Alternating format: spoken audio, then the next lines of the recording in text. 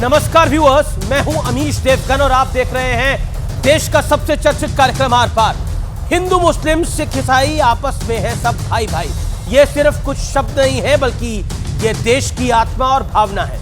और ऐसा इसलिए कहा जाता है क्योंकि चाहे ईद हो या फिर दीपावली, क्रिसमस हो या फिर होली, सभी भारतवासी मिलजुल कर ये सारे त्योहार मनाते हैं। लेकिन शायद बिहार के शासन को, नीतीश कुमार की सरकार को यह भाईचारा पसंद नहीं है। यह आरोप मैं बिना किसी तथ्य के नहीं लगा रहा हूं। बिहार सरकार ने 2024 के लिए छुट्टी का एक नया कैलेंडर जारी किया है, जिसमें हिंदुओं के लिए अलग कैलेंडर है और मुसलमानों के लिए अलग कैलेंडर। रक्षाबंधन, जन्माष्टमी, मकर संक्रांति, महाशिवरात्रि, वसंत पंचमी जैसे त्योहार इस कैलेंडर से हटाए जा चुके हैं। और तो और गांधी के विचारों का ढोल पीटने वाली तेजस्वी यादव और नीतीश कुमार की सरकार ने बिहार में 2 अक्टूबर की छुट्टी भी किनारे कर दी है, गायब कर दी है। ये कोई मनगढ़ंत कहानी नहीं है, ये फैक्ट है। और दिलचस्प बात यह है कि गांधी के विचारों वाली पार्टी होने का दावा करने वाली कांग्रेस भी इस सरकार में बराबर की भागीदार है। लेकिन मामला इतना ही नहीं है। नीतीश सरकार ने उर्दू स्कूलों में शुक्रवार यानी जुम्मे के दिन साप्ताहिक छुट्टी का ऐलान कर दिया है। अरब देश रविवार की छुट्टी कर रहे हैं और भारत में शुक्रवार की छुट्टी पे हम जा रहे हैं। हम बैकवर्ड चलने का प्रयास कर रहे हैं। और साथ ही जिन जगहों पर मुसलमानों की ज्यादा आबादी है, वहां भी संडे की जगह फ्राइडे यानी जुम्मे वाली छुट्टी की छूट दी जा रही है। सवाल है कि क्या वोट बैंक का खेल में सामाजिक एकजुटता की दीवार को गिराने की एक बहुत बड़ी चाल चली गई है। आज इसी पर होगी देश की सबसे बड़ी बहस, तुष्टीकरण का कैलेंडर और सेकुलरिज्म की छुट्टी। आज का यह कार्यक्रम विशेष रूप से मेरा अनुरोध है, आप सब परिवार देखें। यह कार्यक्रम सेकुलरिज्म की छुट्टी का जीता जागता आजाद भारत में एक बड़ा आईना है। देखिए आज का आर पार, जो कि आर पार का बेहद विशेष एडिशन है।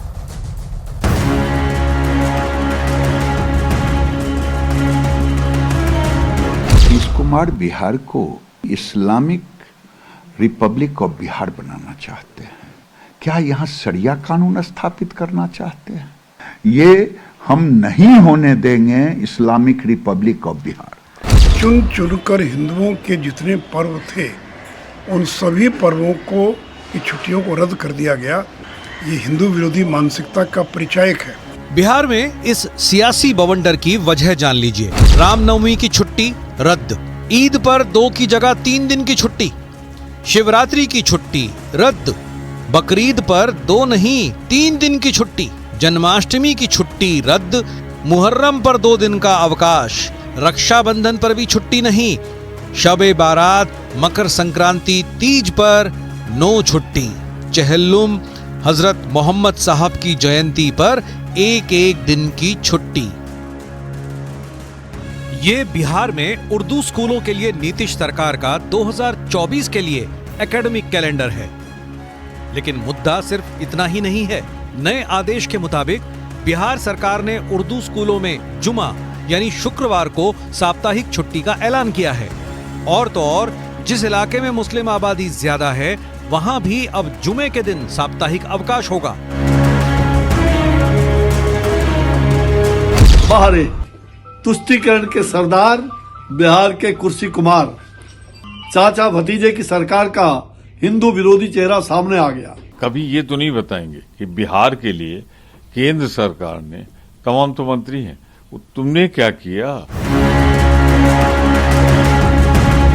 लेकिन इस फैसले का खुद जेडीयू के कुछ नेता विरोध कर रहे हैं। बड़ी बहुसंख्यक लोग हैं, उनकी भावना जो ट्रेडिशनली जिस तरह से पिछले सरकार बनी और छुट्टियां रही हैं, उन सब चीज़ों को हम समझते हैं। और पूरे जो भावना है लोगों की, उस भावना के साथ सरकार खड़ी रहेगी। तो आज सबसे बड़ा सवाल है कि क्या वोट के लिए नीतीश कुमार और तेजस्वी यादव की सरकार सेक्युलरिज्म की तिलांजलि दे चुकी है, जैसा कि बीजेपी आरोप लगा रही है। आज इसी सवाल पर होगी देश की सबसे बड़ी बहस, तुष्टीकरण का कैलेंडर, सेक्युलरिज्म की छुट्टी। और अब वक्त है आर पार के सुप्रसिद्ध विश्लेषण का। आइए मैजिक वॉल पे चलते हैं तुष्टीकरण के नए सियासी ट्रेंड का विश्लेषण। फैक्ट नंबर 1, पहला तथ्य, पहली बार बिहार में धर्म के आधार पर स्कूलों में छुट्टियों का बंटवारा होता है। दूसरा तथ्य, बिहार के अंदर ही पहली बार मुस्लिम इलाकों में जुम्मा यानी शुक्रवार को स्कूल में छुट्टी का एक अभूतपूर्व फैसला लिया जाता है। सोचिए, शुक्रवार की छुट्टी, यानी इस्लामिक देश शुक्रवार की बजाय अब रविवार की छुट्टी करने लगे हैं, क्योंकि वर्ल्ड ऑर्डर यही कहता है। लेकिन नीतीश बाबू, कांग्रेस की सरकार, जेडीयू की सरकार, आरजेडी की सरकार शुक्रवार यानी जुम्मे की छुट्टी कर रही है। बढ़ता में आगे, और 2 अक्टूबर की छुट्टी भी बंद कर दी है। तीसरा तथ्य, कांग्रेस ने तेलंगाना में मुस्लिम मैनिफेस्टो के साथ मैदान में उतरी थी। चौथा तथ्य, तेलंगाना में बीआरएस ने मुस्लिमों के लिए अलग आईटी पार्क बनाने का ऐलान किया। यानी ये जो तुष्टीकरण की बीमारी है, ये सिर्फ बिहार में नहीं है, ये सदर्न पार्ट ऑफ इंडिया में भी जा रही है, ये उत्तर भारत में भी जा रही है। तो जिसका जहां दांव लग रहा है वो दे रहा है। सोचिए, मुस्लिम के लिए अलग आईटी पार्क बनने का, क्यों भाई? सबके लिए आईटी पार्क बने, उस आईटी पार्क में हिंदू भी जाएं, जैन भी जाएं, सिख भी जाएं, ईसाई भी काम करें और मुसलमान भी काम करें। अलग क्यों, साथ क्यों नहीं? पॉइंट ये है। और फिर ये कहते हैं कि बीजेपी हिंदू मुसलमान करती है। पांचवा तथ्य, मध्य प्रदेश में कांग्रेस नेता पर गाजा गैंग के लिए मौन रखने का भी आरोप लगा। अब जो प्रमुख सवाल है, आज का बड़ा सवाल है, वो आपकी स्क्रीन पे है। क्या एक वोट बैंक के लिए पर्दे के पीछे छुपा सच खुलकर सामने आ गया है? यानी ये तो सबको पता था कि भीतर से क्या कुछ तुष्टीकरण के लिए होता है, लेकिन अब सत्य